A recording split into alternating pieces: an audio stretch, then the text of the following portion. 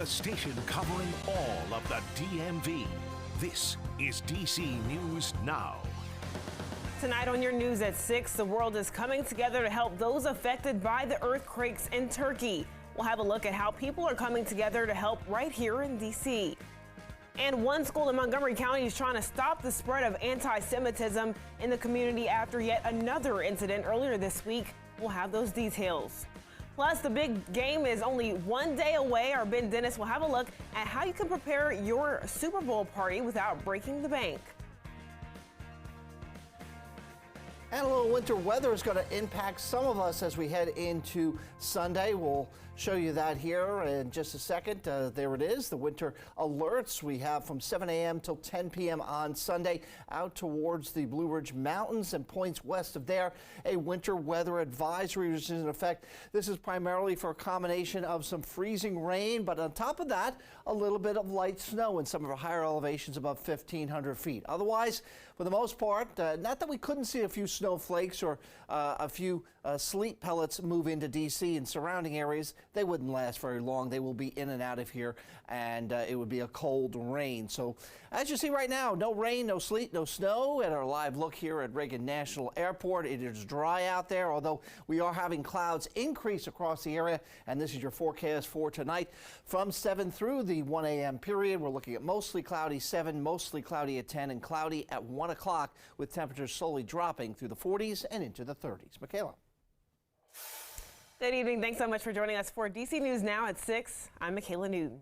We begin tonight with some breaking news out of Canada as Prime Minister Justin Trudeau announces that an unknown flying object was shot down today. And Trudeau says that it was seen flying over northern Canada, in which point he ordered a U.S. F-22 jet to shoot it down. This is the third case of an unknown object being shot down over North America after a similar case in Alaska earlier this week. And we'll keep you updated as we learn more information.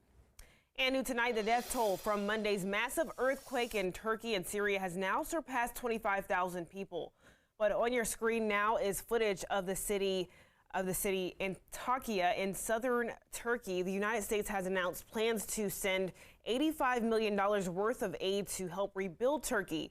And this is while the United Nations provides goods, medicine, and other necessities to the communities in need. But every day, people are also doing what they can to help by donating supplies, including right here in the DMV. DC News Now's Dave Laval tells us more aid will be on the way soon. An endless supply of help fills D.C.'s Turkish embassy. These supplies will go to help earthquake victims. I can help carry those. Oh, perfect. Thank you so much. Everything is closing. I'll tell you what it is. The embassy opened its gates Saturday to those who wanted to help. Umut Barak Geçe is from the western region of Turkey, where the quake happened. My family is safe, but so many my friends and my friends' family under the tiered buildings, unfortunately. It's hard. It's a lot of trauma. It's a lot of heartbreak. Yasmin Hussein has family in Syria, which sits next door to Turkey, and also suffered massive loss of life in Monday's quake. Hussein dropped off donations to help survivors in both countries. My family's okay. They survived. It was just hard. We didn't know what had happened. We didn't know where they were. It was just a lot of chaos in the beginning. The embassy put the call out for such things as tents, blankets, heaters, and portable restrooms. Jamie Welch answered the call. What doesn't make you want to donate? There's families right now going through so much, and we're in a position to help out. An embassy spokesman told us so far, people around the DMV and the country have donated more than 140 tons of relief supplies. Among those grateful for the help, Turkey's ambassador to D.C. It's incredible. Thank you very much for all the American Turkish citizens here living. We really need it. Thank you very much. I can't say anything else. Thank you. The embassy will remain open on weekends for those who wish to donate. Otherwise, you're told to check the embassy's website to find out how to help earthquake victims. At the Turkish embassy, Dave Laval, DC News Now.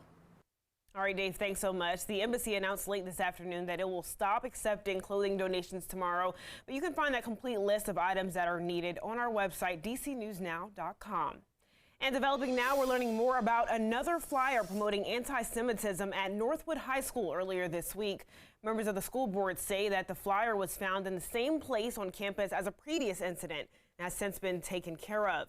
In a letter to parents, the school says that they're working closely with the Montgomery County Police to find the person or people responsible. This is the latest in a string of anti-Semitic vandalism seen in Montgomery County schools, ranging from graffiti on school signs to hateful messages left on students' desks. But in the letter, the Montgomery County School Board also gave resources to help talk to kids about anti-Semitism, saying, quote, "The Northwood community stands united that this hatred does not and will never represent us and will never be welcomed." And we're also learning about a homicide that happened in Southeast D.C. yesterday evening. D.C. police responded to a call on 18th Street shortly before 6 p.m. When they arrived, they found 27-year-old Melvin Henderson. He was declared dead on the scene, but investigators are still looking into possible suspects. Meanwhile, the Loudoun County Sheriff's Office has arrested 2 men in connection to a burglary that happened shortly after midnight. Now, sheriff's deputies say that 51-year-old Christopher McMillan and Joshua Settle cut the fence into an area that belongs to Dominion Energy and stole copper pipes from the site. Now, a bag of wire cutters was found at the scene. The 2 men that you can see right there on your screen are being charged with several charges, including trespassing, destruction of property, and attempted burglary. Well, Congress may soon claw back some of its war powers from the president. Lawmakers are considering legislation that will repeal the measures giving open-ended authorization for military force in Iraq. Hannah Brandt has the details. We were at war with Iraq. Now we're not. Yet 2 decades-old measures that give the president a blank check for military force in Iraq are still in place. Senator Tim Kaine is leading a charge to repeal those authorizations and take back Congress's war powers. I say this as the father of a Marine. It's so grave and important. We shouldn't just say, the president can decide it. We should own those decisions, including declaring when a war is over. The legislation is co-sponsored by Republican Todd Young in the Senate and lawmakers from both parties in the House, too. And Senate Leader Chuck Schumer says he supports the repeal effort, promising to bring it up for a vote in the Senate soon. But not everyone is on board. I think we have to keep looking at it and look at how it's being used. Senator Rick Scott says Congress needs to be careful about restricting a president's ability to act in military situations. I want to make sure the president has the authority to make a decision in a quick manner. Senator Kaine argues repealing the authorizations won't prevent that, pointing out the Constitution does give the president some military power, but it only gives Congress the ability to declare war. This is about really restoring the balance that was meant, but it doesn't block the president from defending the country if something happens in an emergency. The Biden administration supports the effort, too, but with the Republican-led House, it's unclear if the bill can make it to the president's desk. In Washington, I'm Hannah Brandt. And new details this evening after another classified document was found yesterday in the home of former Vice President Mike Pence. The former VP joins President Biden and former President Donald Trump as the 3rd high-profile official now to have their home searched by the FBI for classified records. So the search happened after Pence's attorney told the National Archives they found about a dozen of the concerning documents.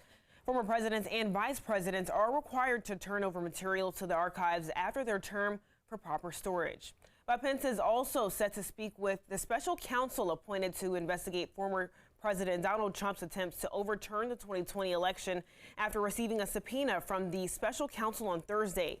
The AP reports the special counsel is seeking Pence's testimony about his interactions with Trump in the run-up to the 2020 election, as well as on January 6th. Well, in his inaugural speech, Maryland Governor Wes Moore talked about job opportunities for those possessing only a high school diploma. And as Stephen Cohen reports, it's quickly becoming part of a national trend. Many employers desperate to fill open positions are now accepting workers with only a high school diploma. These non-traditional students may delay getting a college degree. In an effort to make going back to school attractive, the Community Foundation of Frederick County is launching a scholarship program. And non-traditional students are those who are starting their academic career a couple of years after high school, not the traditional go from grade 12 to being a freshman in college. Community Foundation Executive Director Director Betsy Day says a financial gift from a local family is being earmarked for the non-traditional student. Of course, you can't land an engineering job or be a surgeon without an advanced degree, but for many entering the workforce, waiving the college diploma may be right for the present time. It's okay for them to make their own decisions and get that experience and see how that works out for them. Andrea Apaya is a senior at Hood College. Classmate Eva Atoda says that while going straight to work after high school was an option, I've learned a lot in these 4 years, not just for classes and things, but also you get to meet a lot of people, talk to professors and learn from their experiences. And I just don't think it would have been the same if I went directly into the workforce. Eva's classmate Melody Parr thinks high school graduates should weigh their options. If they think that's the right decision, we should support it. Some people choose college, some people choose the work life. It's just what works for them, I guess. For those heading back to school, the Yinger Scholarship may be the ticket to bigger things. We know that those non-traditional students face some additional challenges, and sometimes there's not enough scholarship money for them. And the Community Foundation of Frederick has nearly $2 million devoted to these non-traditional scholarships. Reporting from Frederick, Stephen Cohen, DC News Now. All right, Steve, thanks so much. Well, the tech industry is especially desperate for new hires. There are nearly 500,000 job openings for those seeking a career in cybersecurity. Scott? All right, Michaela, let's take a look at what we have outside right now. It is a fairly quiet night as we look at the Capitol outside. Yes, clouds have been on the increase since mid-afternoon, and they'll continue to be that way throughout the night tonight. Now, today's high got up to 52 at Reagan National Airport, and the low was 40. So a little bit above both the average high and low of 47 and 31, and certainly far from the record high of 76 back in 1932. And the record low, actually, this is the lowest temperature ever recorded for the month of February, minus 15 back in 1899. All right, what were some of the highs outside of D.C. itself? Well, we were looking at 50 at Lexington Park, 51 at Fredericksburg, 49 at Manassas, 46 at Leesburg, 50 at Frederick, 46 from Hagerstown down to Martinsburg, 45 at Winchester, and Kaiser coming in at 44 degrees for an afternoon high. Now, as you can see, those clouds are rolling in from the south and the west. You also notice here some purple shade of color, and that's the winter weather advisories, just a little further extension of them all the way down the Appalachian Mountain chain. And then we get into some winter storm warnings even further south than there. All right, what about rain chances for us here? They're going to be on the very likely side for tomorrow on your Super Bowl Sunday there. And as far as the headlines are concerned, clouds coming in tonight. Showers make a return on Sunday, breezy on Monday, when we've got 50s and 60s again this coming week, work week. Oh my goodness. We'll talk about those and show you that 7-day coming up.